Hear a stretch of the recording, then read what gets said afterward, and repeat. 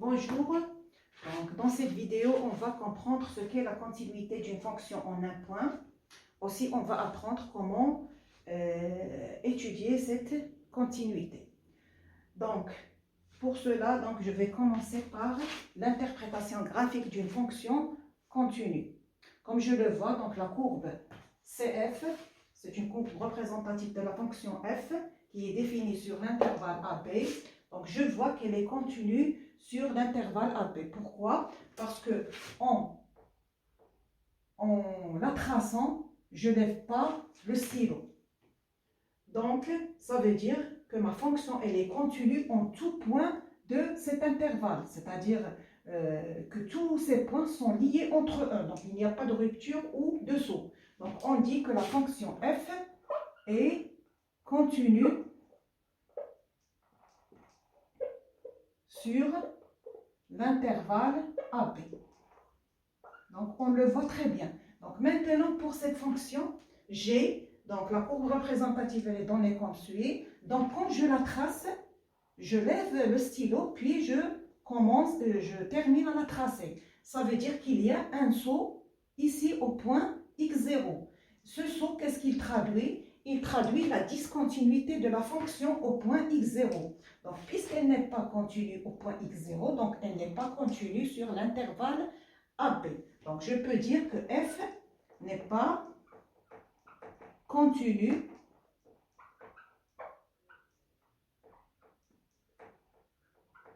sur l'intervalle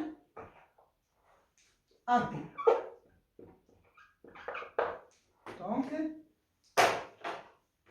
Donc, on le voit très bien, c'est-à-dire il y a un saut qui nous traduit la discontinuité de la fonction. Donc, graphiquement, une fonction qui est continue sur un intervalle AB, elle est, c'est-à-dire en la traçant, je ne lève pas le stylo.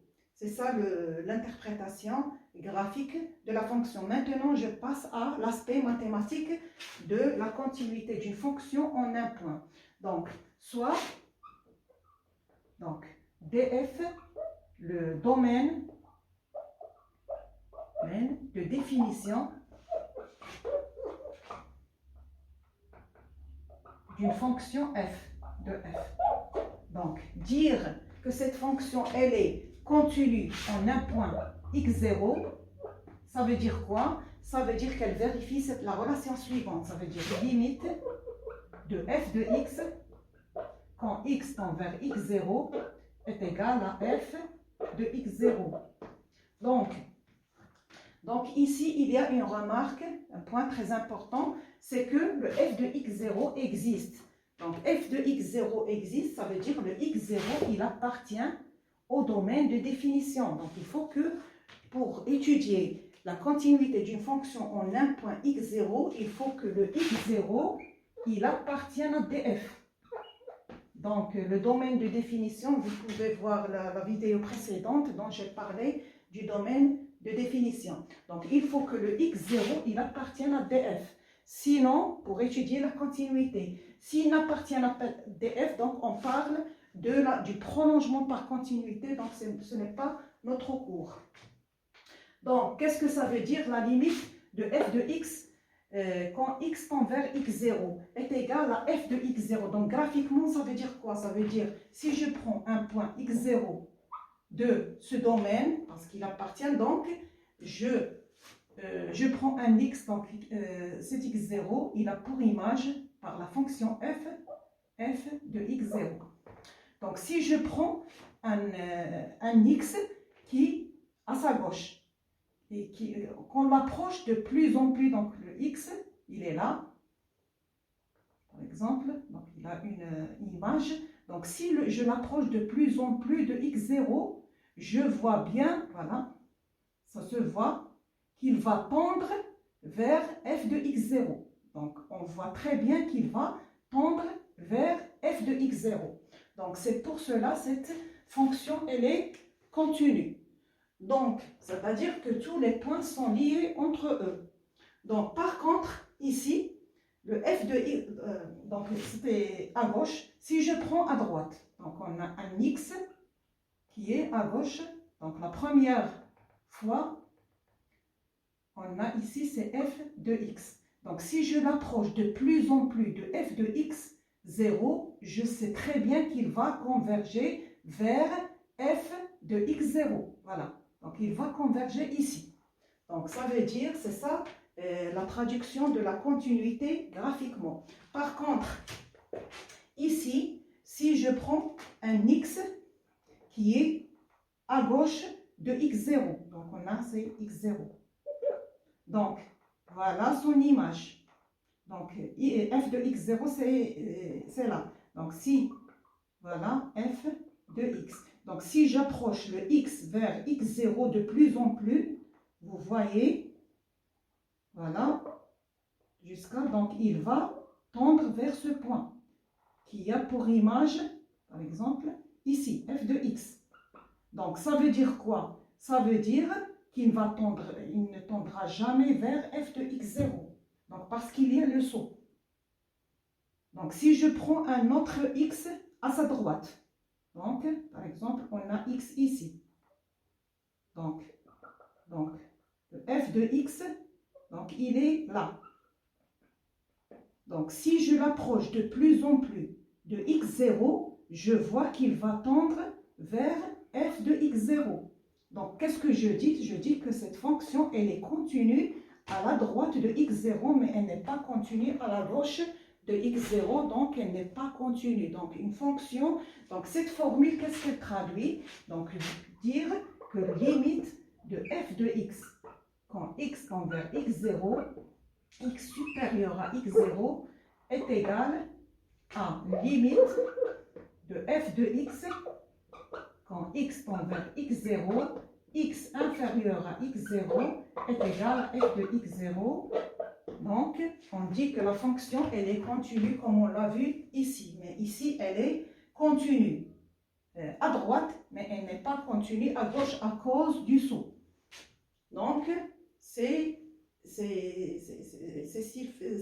qu'il faut comprendre par cette relation. Donc, limite de f de x quand donc on s'approche de plus en plus de x0.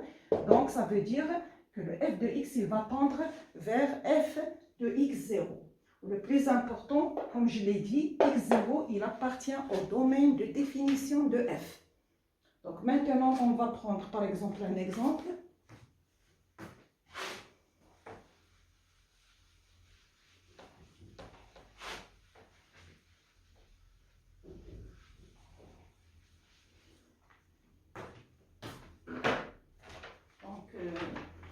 Soit f, par exemple, soit une fonction f définie sur R. Donc f de x égale, donc prend 2x plus 2 moins racine de 4 plus x2 et f de 0 est égal à 1. Donc, pour si x elle est différente de 0. Et on a f de 0 est égal à 1. Donc, on nous demande est-ce qu'elle est continue au point x0. Donc, f est-elle continue au point x0 est égal à 0. Donc, on va le faire. Vous pouvez le faire seul. Donc il n'y a qu'à appliquer la relation précédente, c'est-à-dire on va appliquer limite quand x tend vers 0, le x0 c'est 0, il appartenant à notre domaine de définition, de f de x, limite quand x tend vers 0 de f de x est égale, il faut qu'elle soit égale à, est-ce qu'elle est égale à f de x0. Donc, on va voir, est-ce qu'elle est, si elle est égale, ça veut dire qu'elle est continue en x, sinon elle est discontinue. Donc, pour cela, donc, je veux calculer la limite. Donc, limite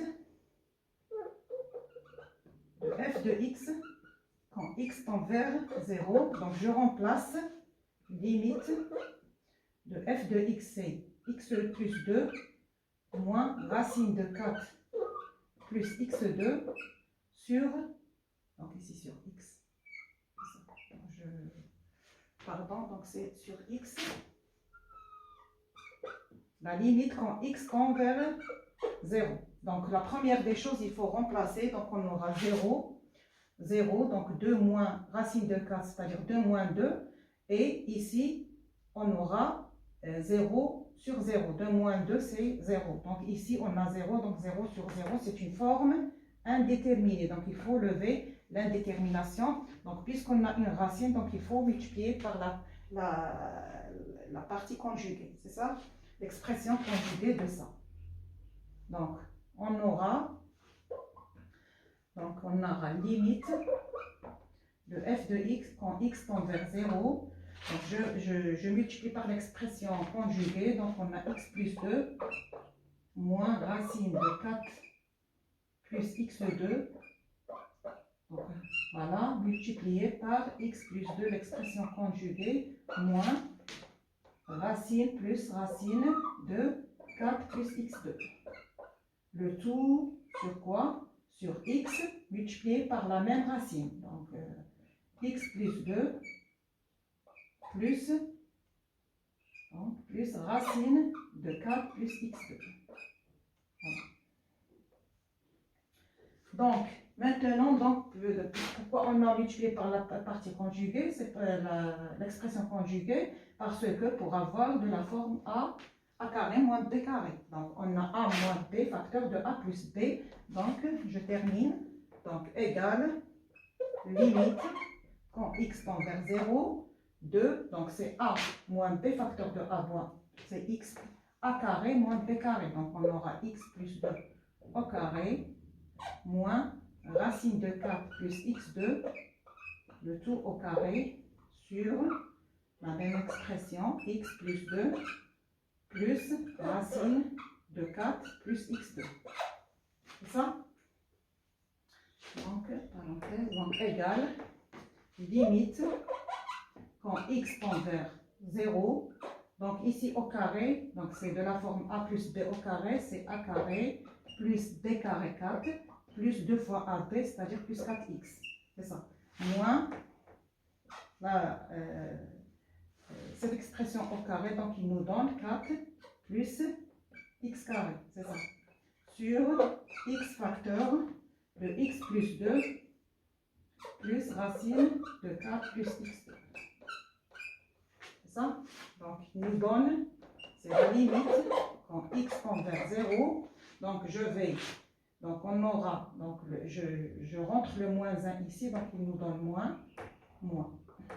Donc, on aura x2 moins x2, on a moins 4 plus 4, donc on aura 4x sur x, facteur de x plus 2, plus racine de 4 plus x2.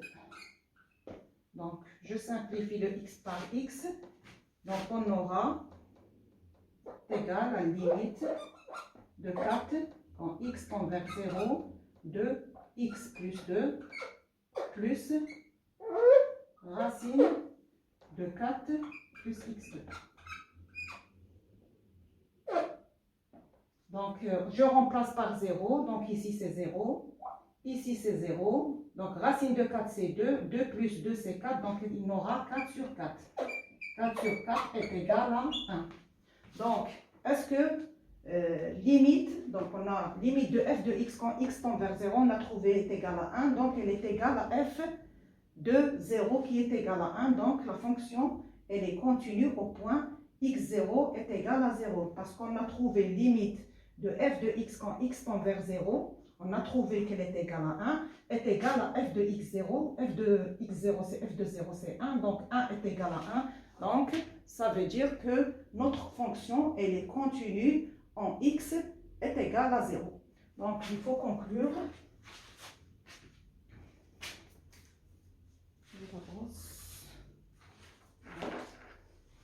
Donc il faut dire, donc,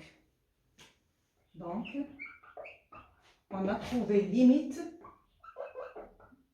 x tend vers x0 de f de x est égal à f de x0. Donc, on a trouvé 1 est égal à 1. Donc, ça veut dire que la fonction f est continue sur un point x0 est égal à 0. C'est ça. Donc, on fera un autre exemple.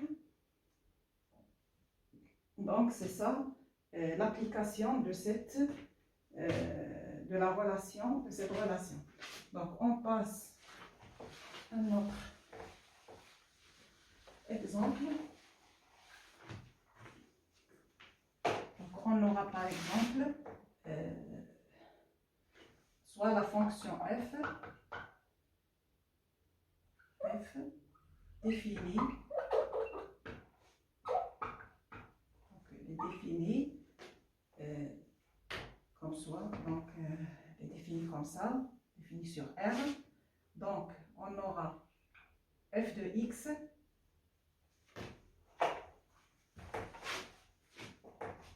donc f de x est égal à sinus x sur x. Si x est différent de 0, et on a f de 0 est égal à 1. Donc, on applique la même chose, c'est-à-dire limite de f de x. Donc, il nous demande est-ce que f est-elle contenue en x0 est égal à 0. Donc, on va appliquer toujours parce qu'il s'agit d'un point. Donc, limite de f de x quand x tend vers 0, 2 est égal à limite de sinus x sur x quand x tend vers 0. Or, on sait cette limite, donc elle est égale à 1. Donc, elle est égale à f de 0. Donc, ma fonction f est contenue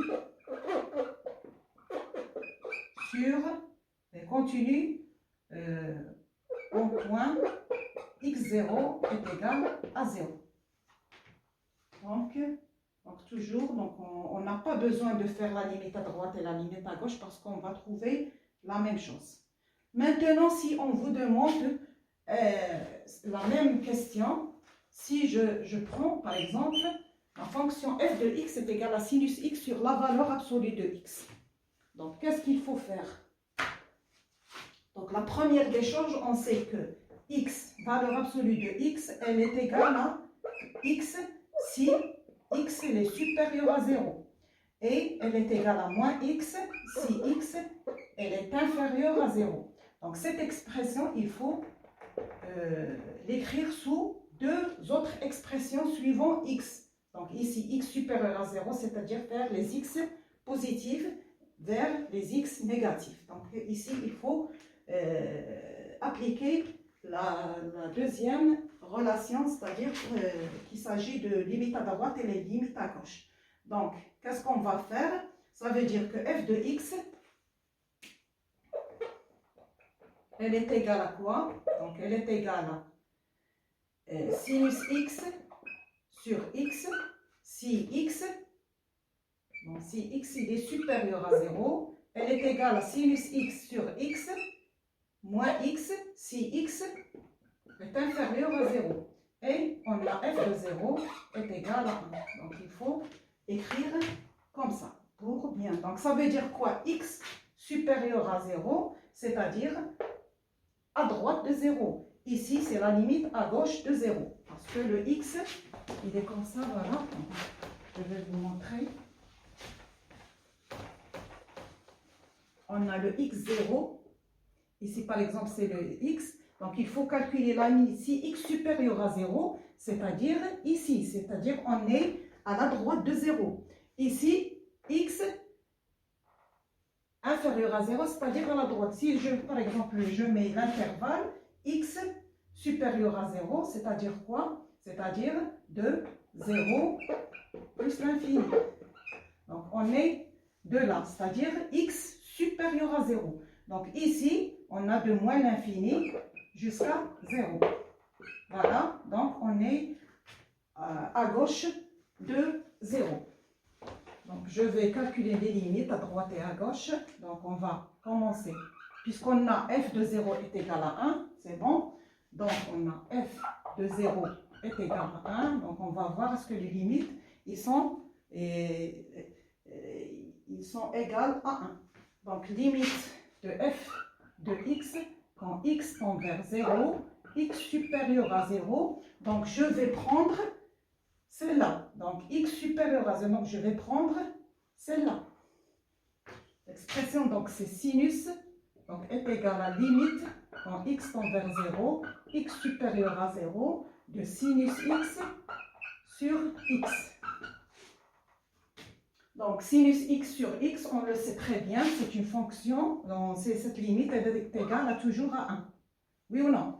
Donc, maintenant, on va faire limite de f de x quand x tend vers 0 toujours, x inférieur à 0, donc il nous donne ces limites de sinus, de moins sinus x